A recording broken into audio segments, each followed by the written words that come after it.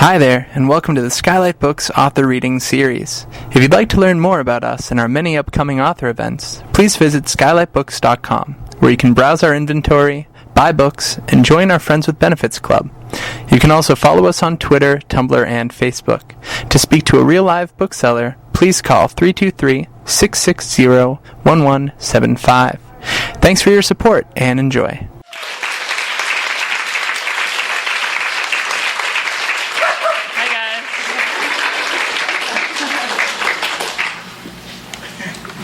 Thank you so much, Anya and Skylight, for having me.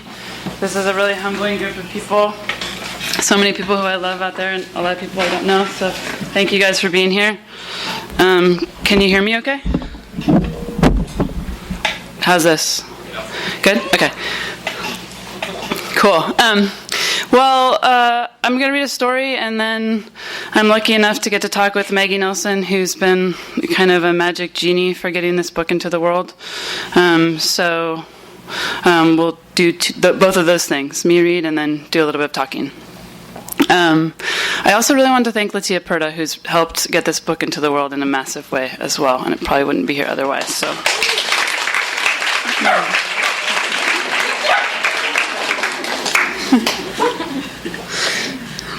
That's great.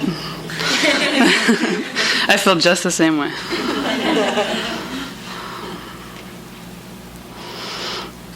So the story I'm going to read is the second to last story of the collection, and the last story that I wrote, and it's called Beside Myself. Under the sheets, I was beside myself. Every way I turned, I was there. It was hot twisted up in my IKEA Cow King. Desert towns like Flamingo Heights and Morongo sprawled beyond my windows darkly. I'd been drinking beer again, despite the new study saying hops are full of estrogen. They'd snuck it in somehow. The microbrews, IPAs, and apocalypses were even worse. I touched above my scars. Was the tissue regrowing? Fox, hemp, soy all had it too. Back in LA, my girlfriend knew this. Too much estrogen made it hard to have a baby. I swayed at the bathroom's doorway. She was 2 hours east. Hard to have a baby, together or apart. In bed again, I spent some time Instagramming, reviewing my follow requests. Every name almost 100% familiar. I'd narrow in on an image. Can't. Trying, in the shock of blue light, to sleuth out whose Tecate can had just been tossed onto which gallery floor, whose taste in succulence evinced real sensitivity, whose carefully composed meals were being held out for my approval. Was that who? Wasn't that? No. Yes? I didn't know. Casualness was key. Better to let them sit on the dock unaccepted, but also unrejected. I pulled over a desert mag from the bedside table. I was halfway into an article on the Mojave green rattlesnake. They had a neurotoxin most snakes did not. More armed, they maintained powerful enemies. The king snakes and milk snakes, namely, what the article called other royalty. Other royalty also bothered me. In junior high, my best friend and I had performed a less than consensual role play. The friend was Queen Elizabeth. I, more flawed, so more passionate, was Mary, Queen of Scots. We dropped daggers through the grates in each other's lockers. Mary, my dear Elizabeth, the notes read.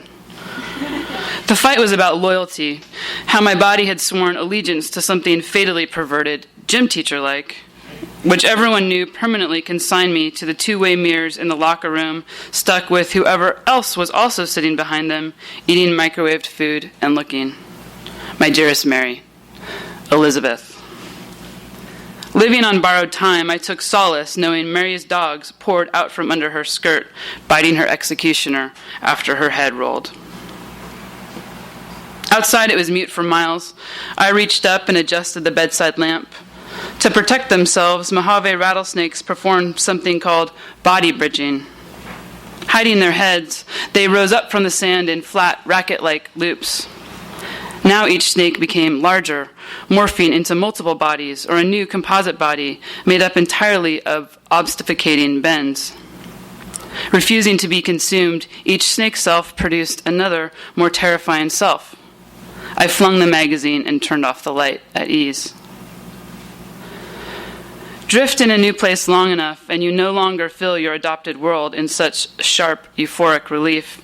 That abandoned, pinky-hued cinder-block shack whose emptiness a few days ago was so significant, I no longer saw it. I let it enter me. We were joined. Everywhere, boundaries blurred, as if from out the windows of a moving car. I was always driving anyway, covering great distances, speeding from place to place. There were more sex offenders in the desert than anywhere else. Everyone knew this, apparently, the same way everyone knew about the ubiquitous Marines and hippies who covered the landscape or popped up from what seemed like surprising holes against the otherwise lunar flat. Was it a universe-made law? Some bodies need more space? The thought returned to me as, on a morning trip to Sky Village swap meet, I swerved over for a couple huddling against a scraggy creosote tree. "Hi," I said, zipping down the window, feeling the air conditioning rush away. "We're coming from the dentist," she said. "They unscrewed 4 of his teeth." She gestured to a wrinkled bag he, in an outsized Lakers jersey and oily jeans, was clutching. There was no town in any direction, at least not for miles and miles. They couldn't be dangerous because she was there. Or was it I was not ever in danger? No one looked at me with lechy thoughts. No one tried to touch me in the grocery line at the Vons. I wasn't given things or not given things because of my attention-soliciting bulges. I twisted the radio back to full decibels. There was a female component in every equation that either made things safer or less safe. "We're from Texas," she shouted over the blare. They dutifully climbed into the back, preserving the passenger seat, I noticed, for the other me. He nodded. "Never seen the desert or the mountains, came for a funeral and just stayed." I surveilled the hazy glow of the road ahead. Part of him was in a bag, and the rest of him was also contained by something, now my car, and the white Mojave heat writhing across the jagged valley I'd likewise crammed myself into 2 weeks ago. "Where to?" I shouted, gunning ahead. Newspaper headlines, 6 p.m. TV reports like, "Sickos masquerading as a couple from Texas," suddenly mixed with the throb of the stereo. Out here, I listened exclusively to dance music. It was the only thing big enough. Never seen the mountains, never seen a desert. I fastened them with the rear view. What if the funeral hadn't happened yet? Because the death hadn't happened yet. "Pull over here," the woman said, perhaps sensing my edginess. I reclamped the wheel. We were in sight of the Valero anyway. She unbuttoned her lock, but the bag bugged me. "Open up," I said, craning my neck as they got out. He shrugged and held it to me. The contents were a raw red color, having just been wrenched from his mouth. Sky Village swap meet was behind the Yucca Valley Arco station. You turned into it from Old Woman Springs Road. "Old woman screams," I always said in my head. But now I didn't notice it, just made the matter-of-fact substitution. Old women did scream. I parked. Recently, I'd been gripped with a phobia about places. It seemed to me that places were inevitably marked by their future potential. I was at Sky Village swap meet now. But I might also be here again? And who knew under what conditions? I wound in among the stalls of rugs and chipped ceramics, crunched hats, this future visit scratched, waiting to humiliate me. Being beside myself made it harder, as if I was twinning, and the twin of me twinning, and them too, twinning again. In L.A., I was trying to get my girlfriend pregnant with my brother's sperm, but his sperm had a morphological quirk that meant it wouldn't enter the egg. Each time we tried, it was beautiful, portent with signs. I woke in the middle of the night in the grip of huge white birds. I heard voices. Somewhere, fatherhood had started. Then nothing. This produced a rage so deep I thought I'd never be free of it, until the next month when I begged that we try again. I loved those aberrant microscopic shapes. Given the chance, I knew they could do things others couldn't. Plus, they seemed to prove, even more definitively than the fact I'd seen him emerge grayly from our shared mother, my brother was related to me. There was something in our mutual code that refused the dictate form as function. He was related to me, my non-working body set the terms, enforced the relation. He'd always been mine, my responsibility above all not to hurt, but had my coming out, so misfitting like this, years ahead, already hurt him? I touched a stained-blotched blanket, $50. The vendor, tan, black cheek scruff was hot and loose. Fuselage, I felt, staring. I wanted to be that way. Could I also, as fuselage, jerk him off behind the dingy bathroom block, hold his junk in my palm, drive the 10 West one-handed, whispering procreation songs? I'd arrive. His sperm would shuttle through my psyche, exit my invented spigot. It had to be okay. We were on a biological deadline. Time in this regard was panting. Not mine, drilled my body. But my hand remained on the blanket. The heat made me cloudy. My fingers had the sensitivity of toilet paper rolls. Fuselage was thick. It left a greasy skid. Didn't it just mean body? 50, he said again. His ears, too small, broadcasted an overabundant relationship to control, a not-so-secret anal vibe. My brother's ears were nice, open, large. He was a DJ. I smiled grittily, moved on. How was it then that the other me, now completely rogue, was nodding yes as the vendor explained the blanket had been his dead mother's, was an heirloom, maybe even turn-of-the-century Navajo. Moreover, that he was about to call it quits, was packing up, I was his last customer. Here's 60, that other me said, waving away the change. I jammed the blanket into a too-small plastic grocery bag. Encouraged, he dug out an Altoids box from his jeans pocket. Ever seen a rough diamond? I paused. Did diamonds in the rough actually exist? I could only picture the shape described, in fact defined, by diamond. I bent in, coughing from peppermint dust. The tin was full of splintered safety glass. Windshield, he admitted, carefully repocketing them. The vendor rose, fed into his central plaza. To my left, Sky Village concession. Straight ahead, what the red arrows staked everywhere had been announcing, Bob's Crystal Cave. From what I could tell, it was a slumpy dome made of spray foam. The blanket would be good, I thought. My girlfriend would like it if she visited, and she had to visit. We had things to discuss. But lately I hadn't felt like talking. A sharp-edged disc would bob in my throat, would swell into a wet, gushy sack. I'd swallowed a water weenie. How were we ever going to make a baby?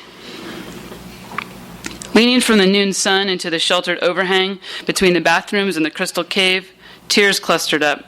I was crying. A voice from my side. Would you like to see my joy? Must be Bob, I guessed. White ZZ top beard, prospector's garb, his mouth cranked to smiling.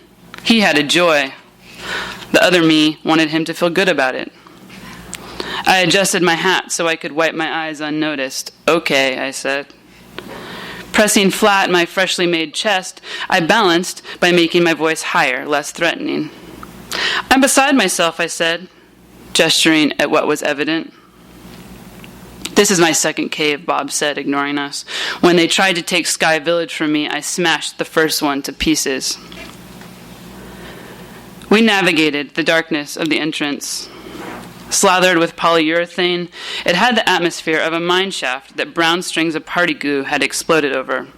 I kicked Snake Patrol into the hot black space. I put everything I have into her, he whispered, pushing me through a small doorway in the cave's hump-like frame.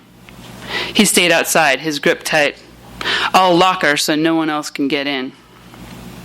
His joy, his joy. The door clicked. I kept myself from jiggling it.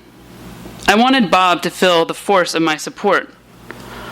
I breathed the aquarium air. This was a trust act, but regarding the astroturf, the chemically non-living smell, the amethyst glued in every direction across the floor that also contained miniature diorama-style lakes, glades, rivers, made similarly of sad, shiny crystals, I began to sweat. Some bodies needed more space. When I stretched my arms, they touched each other in mere effect, then touched the all-too cave-like sides. I shoved back against the small platform bench. A plexiglass porthole discharged daylight at the crystals, but sitting under it where the bench was, no one could see me. Leaning over, I tested the door, stiff and unyielding. Was this where he put them? The kids?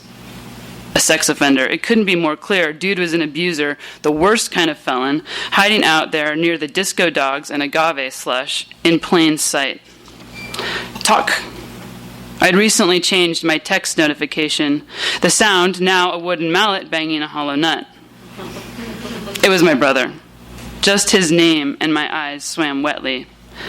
I'm locked in Bob's crystal cave, I texted back.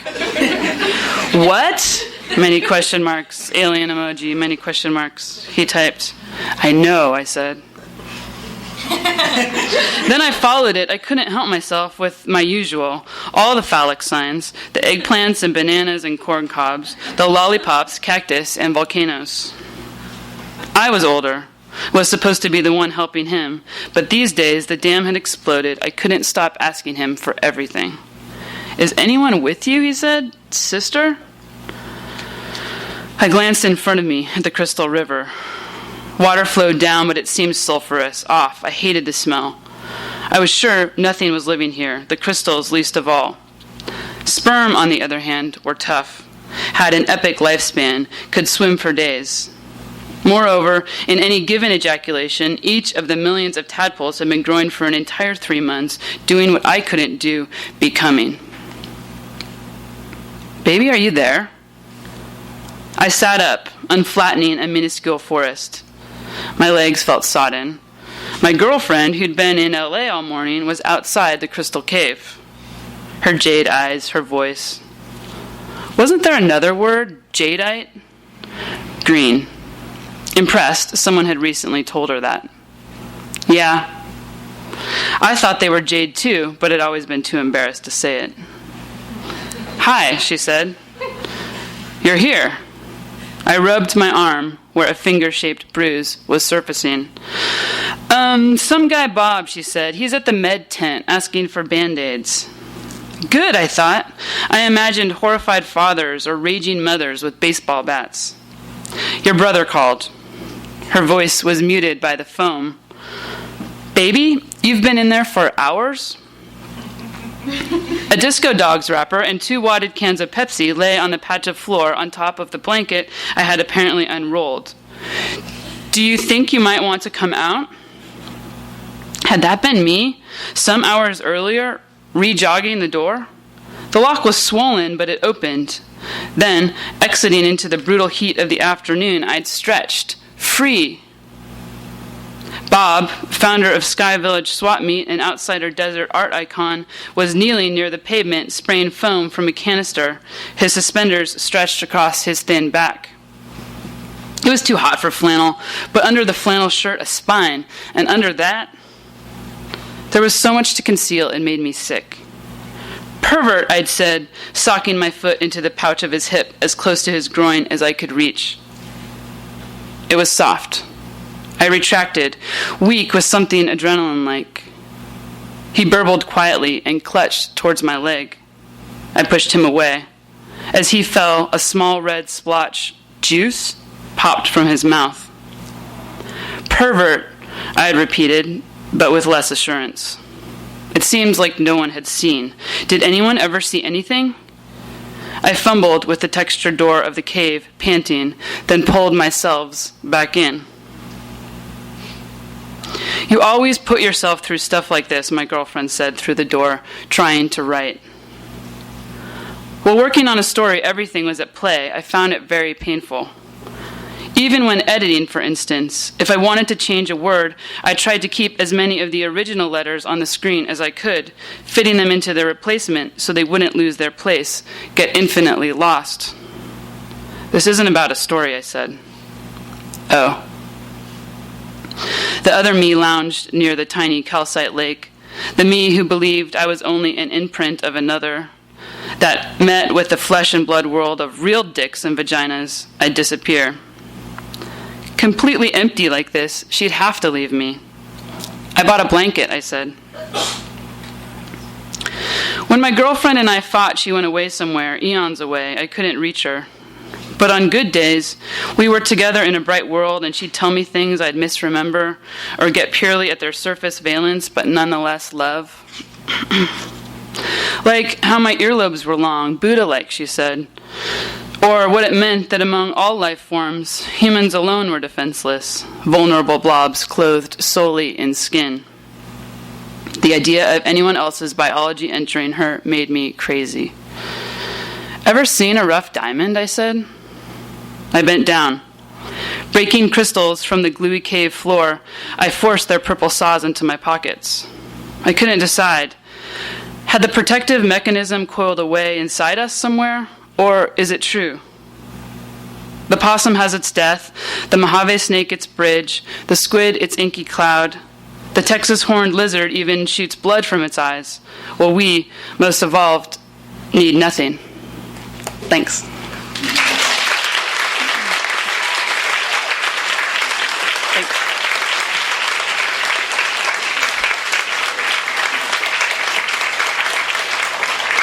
So, thanks, you guys. It's a really nice listening crowd. Hi. Wow, there's Here's tons Maggie. of people here. It's awesome. I had no idea from over there. Oops. No, hang on a second. I gotta fix my life. I'm going to fix my chair. Okay, great.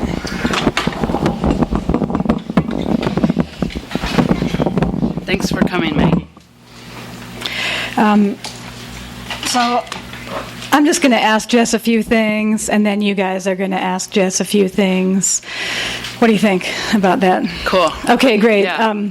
I was just saying before to Latia and anybody who would listen that there are so few books that come along that you're just so deeply excited about, and I'm so deeply excited about this first book of Jess's stories. So for those of you who obviously you just heard one, but who don't have it, you really just have to get it. And I think that there's so many things I'm excited about it, and I don't really know where to start. Jess and I did a little interview for Poets and Writers magazine, so I'm kind of cheating by returning to that interview tonight. But part of what was so rad about doing that interview with Jess was that Jess's answers to my questions, like the way that you talk about your work and about thinking about making stories is as racy and unusual and original and thought-provoking as the stories themselves, which was, I would have guessed that, but it was really exciting to see that. So I thought maybe, one of the things that I'm kind of entranced by about this book, I don't really use the word what does it mean when we say it means like original, but there's something about the way that Jess's stories hang together, kind of on the cusp of, you called it here, like you said, through sheer will, they clump. And I think there's something about these kind of sculptural words that come to mind where it's not these normal words like collage or non sequitur or whatever, but it really, like when you said clump, I was feeling like there are these other feelings about how and why the stories hang together. And you were saying some interesting things about saying, is it possible I've just written the same story 12 times? And I wonder if you wanted to talk about in the book, like how you also said that it could have been all a novel or there was another novel in it all. I don't know, just like how they clumped and how I did have a worked, moment with my editor right before we took our last pass where I typed really anxiously to her, "Oh my God, Julie, did I just write the same story 12 times?" And just being a good editor, she had to say, like, no, it's okay. But I still think it's possible. That in some way, I guess they were all stories kind of stuck in the body, trying to figure a way out, and then kind of finding a little bit of a lurch of like a bad reflection maybe, or a hard reflection. That I guess they came by them as honestly as they could. But the clumping is maybe almost a desperation. Yeah. I got to do a reading in New York 2 weeks ago, and there was a funny kind of friendly argument between Amy Silman, who's the awesome painter whose image we borrowed for the cover, and Lynn Tillman, who's like a real hero of mine, about plot in the stories and how plot moved. And it was really exciting for me to hear what they were saying about it. And I guess what kept coming back to me was like, oh my God, like the next sentence, and maybe many writers, many of you are writers and feel this way too, the next sentence or the next word only comes because it's the only one that can. And like I'm so desperate for what's going to come and hold that platform and keep it going, and I don't know what it's going to be, and I certainly don't know where it's going. Yeah. I mean, it's like something that when you're writers, people are always saying like, well, how did you decide to write about this? And you're like, have you ever been inside a desperate mind of, reaching for whatever it is that feels like the thing of necessity, and you said, which I thought was so great, you were quoting Annie Dillard saying, well, no, forget that about Annie Dillard. You were saying each story is its own exercise in, quote unquote, the only thing that could come out. And then the quote from Annie Dillard was about if something's gone wrong, you usually made a mistake somewhere and you have got to go back and find where the mistake was. But all of these kind of feelings I really related to in the way you were talking about, desperation, necessity, like that there's kind of only one way this can go, but you're in the dark. And I don't know. Totally. And I mean, maybe you relate to this as like having poetry be a very large part of your writing practice, but I do think my writing practice is often moving around the world, not knowing what's going to happen in the work, really wanting to make work, but feeling really pretty bad about the work, and then maybe grabbing onto like a little fragment of something from daily life and hoping I can drag it back into like my computer and attach it to the very teetery structure that's already there. Like in the case of this story, Beside Myself, it really only existed because I was sitting thinking, God, it's so funny, the idea of being beside oneself. Like, what if in 3D you were actually beside yourself? And that was all that the story had, was just to test that out. And then it developed its own strange form from there, I guess. Yeah, and there's a moment in that story which it doesn't recur in any exact way in the other stories, but where it just swerves really unexpectedly into being about writing at the very end, and also does this thing that a lot of Jess's stories do, which I find again like so original insofar as that like they're not surreal and they're not like all these kind of words that we're so used to using. It's like they're like vibrating scaffolding or something. It's not about like a swerve into is it really happening? Like is she like is this character really in the cave? Like it's not. All those questions don't really apply, but they're also not precious in the way that kind of stories that are built on a more kind of prose poetry logic, like they are. Like that story is about very concrete things I could name and analyze and go through as well, I think maybe what holds them together is like the anxiety of the writer's brain, or just the anxiety of being in the body, or trying to figure out a way to, and so that carries through most. I mean, they're very funny, but they're also very like rhythmically punctuated. And I was reading along while Jess was reading, and you have a lot of one-line lines, and there's a lot of kind of a feeling of stopping and starting. That can, and maybe you relate to this, but that can sometimes be a problem too. I think like the way I work is like I write a sentence and then I read it in my head like 1,000 times, and then I email it to myself like 5 more times, and like then I know immediately when I open the email if it's right or wrong, and then I go back and change it, but then I don't know again, and then I email it again,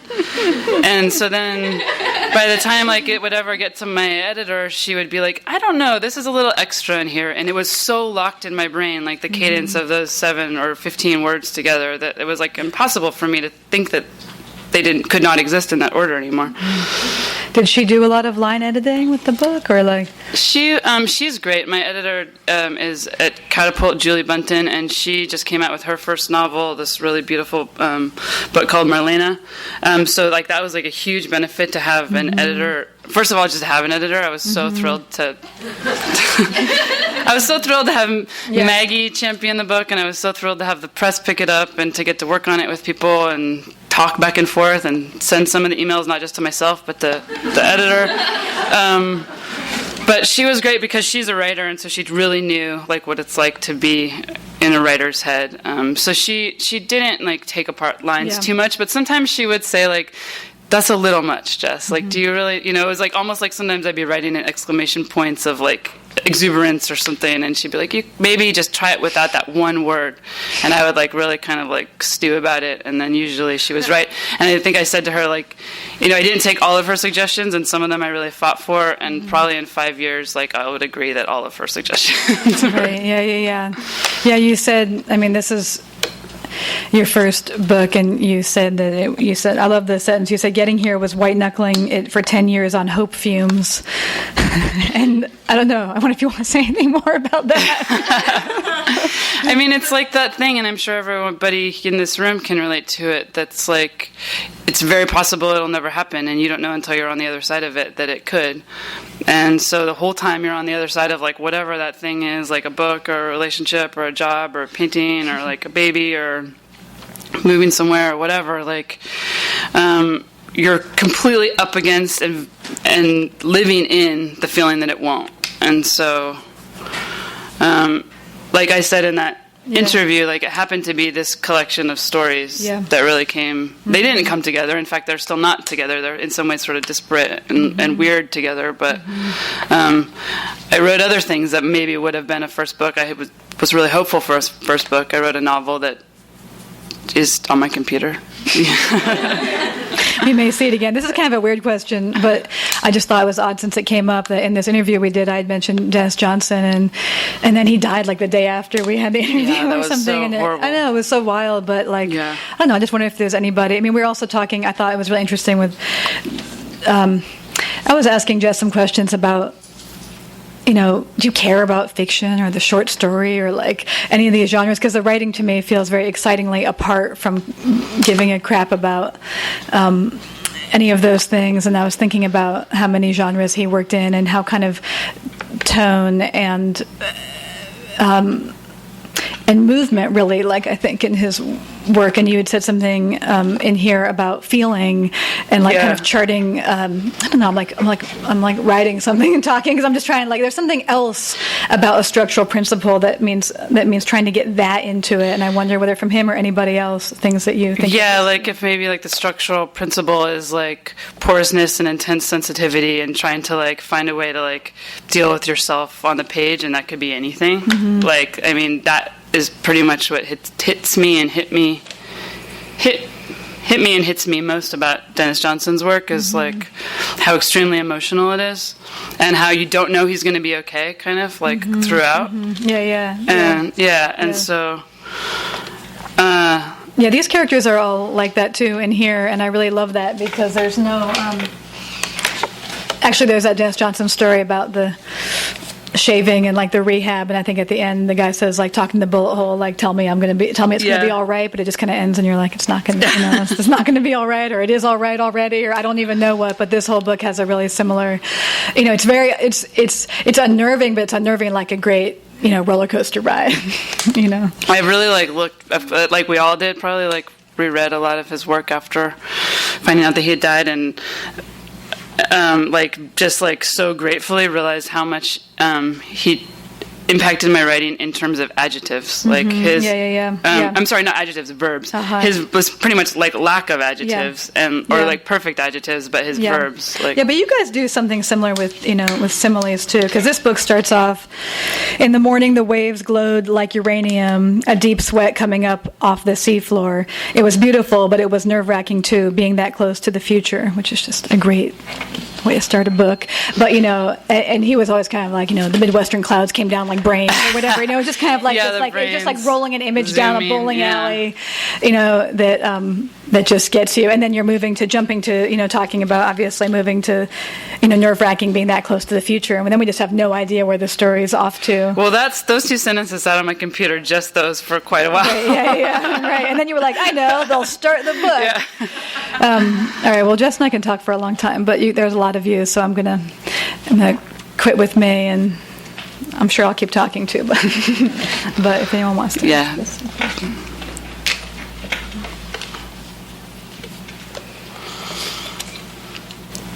What made you go with Catapult? It's kind of one of those magic things where I was like, anyone who's close to me could attest to. It was like beating my head against the wall, having like internal sob sessions, like, will this ever be a book? Can a press ever take it? Is it possible to be in the world. And people had said really nice things to me, like, if you want a book, you'll have a book, or things that, like, seem like... They say that about babies, too. Yeah, totally. There's no guarantee. If you want it, your book is out there. And it was like, okay, I'd love to think that, but, I just didn't feel like... It was hard to get even these stories, some of the stories like this, or some of the stories that are in the book, out into the world. And then Catapult kind of formed itself and came into being, like, at the last moment, like a little rescue raft. And but it did feel like an exercise in, like, the thing wasn't there yet. Like, the right press, because people would say, like, what's your perfect press? And I wouldn't really be able to say, like, it's this. I mean, there's presses I love and admire hugely, of course, but it feels like a really natural fit, and I feel really lucky in that way, and they're awesome. And also, the book is so good that, like, it's almost like the world of publishing didn't deserve it, No, it's true. It's true, because you know how it is, where you're like what press is going to, like, just what press deserves it, So I hope they deserve it. That's what I hope. Yeah. Hi. Hey. There was a line I did at the beginning that it was something like different bodies, like, need, like, more space, and you're not really talking about, like, size or shape. You're more talking about, like, I think it was like pedophiles and Marines, like those kinds of, like, bodies or people. Yeah.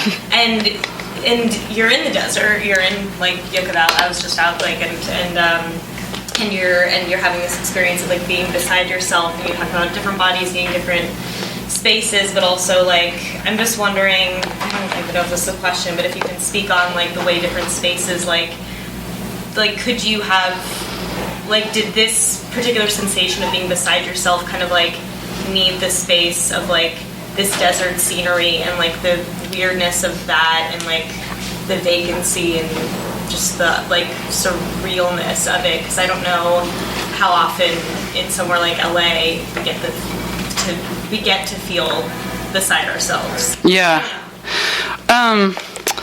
Well, like, the funny part of that line, I guess, and I'm hopefully, like, that came across, and probably it's so obvious that it did, is, that even though it's being projected on, like, sex offenders and Marines and things that aren't this person, clearly, like, this person is feeling very much like they need space, and that's, like, a complicated negotiation with self. And then also that I think most of the narrators in different ways in the stories are feeling this kind of, like, jumpiness around the body. So it's like, and maybe that's in the cadence of the writing to some degree, which is like, I'm in it, but I'm not in it. Like, I can't stay in it. It doesn't feel good to stay in it, or I don't know how to, or there's a blur between me and the world. And so, like, that kind of beside myself, it literally is, like, being really ruminated on in that story, but is, like, maybe kind of happening a lot, where it's like you have the body here and something spreads. Even now, sitting in this room having this conversation, my heads appear, bigger or smaller. Bigger, that sounds terrible, but, like, just, like, an itchiness, or, like, oh God, I'm anxious, or I'm nervous, or how do I sit here, So, and that's not exactly answering your question, but I did go to the desert to finish writing the book, and my writing did change, and it was out there, and I think that there's something, like, very particular about geographies. Like, there are stories in the book that are, like, really, like, weird New Jersey Turnpike stories, and that was, because that's where I was. So, yeah. Yeah. I feel like you often take risks, like, structurally, or with words, like, kind of coming at a meeting in sort of an oblique way. And you talked about how your editor was like, this is a little bit too far. And I feel like when stuff like that happens to me, I often feel like a deep shame or, like, humiliation, because the part, like, where those risks pay off is supposed to look, like, effortless or, like, inevitable. And I was wondering if you could talk a little bit about, like, how you negotiate, like, how far to push the line personally, and, like, if you feel that kind of fear of, like, being caught trying. Oh, definitely. But there's sometimes the weird thing would there'd be, like, a deep shame and also, like, an insistence that, like, I was also then ashamed about, so I would be embarrassed that she was pointing out that something was too far, and then I would really want to keep going with it too far, and we go back and forth. But I think, like, I've felt in writing that trying to hit something on the head or say something too directly often doesn't work. The reader or myself feels like it's being told something, and I'm hoping to not tell exactly, but, like, have there be just a kind of lived experience in the work, I guess. Yeah. Okay, so I think this question may be a very roundabout way of asking like what you were reading when you were writing this, but I'm gonna see where it takes me. Like, did you feel as though the things you were consuming while you were working on this book like had to be very curated and like disciplined, or were they kind of like coming to you from without, and you're like, oh, that inspires me, and like?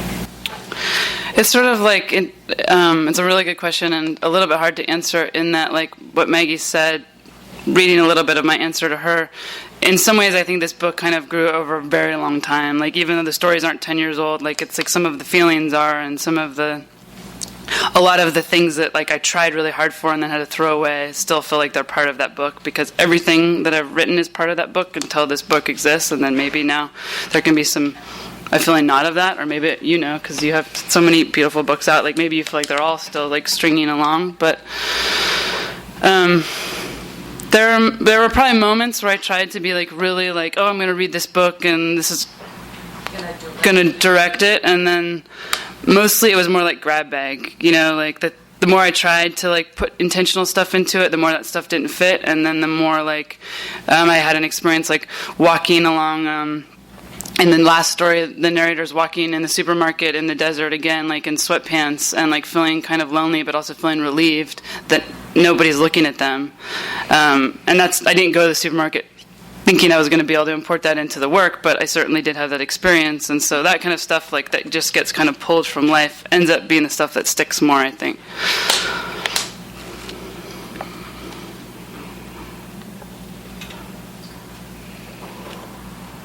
Any last question? Any questions? Myron? What's next? I don't know. I have we have a 9-week-old baby, so that's That's now. That's now. And I just got to go on a really fantastic and weird trip to the Arctic, and I'm really thinking a lot about that geography, so maybe somehow that'll filter into the next work. Awesome. You guys got to get the book, and there are only a few of them, so like move as fast as you know how to move. You'll find a number Go, under your stampede, seat, and if Go now. All right. Yay, Jess. Thanks, you guys. Thank you, Maggie. Thanks, Maggie, so much for coming.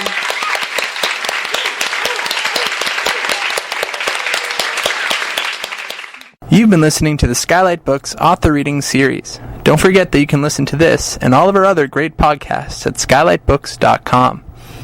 Thanks again for stopping by, and we hope to see you soon.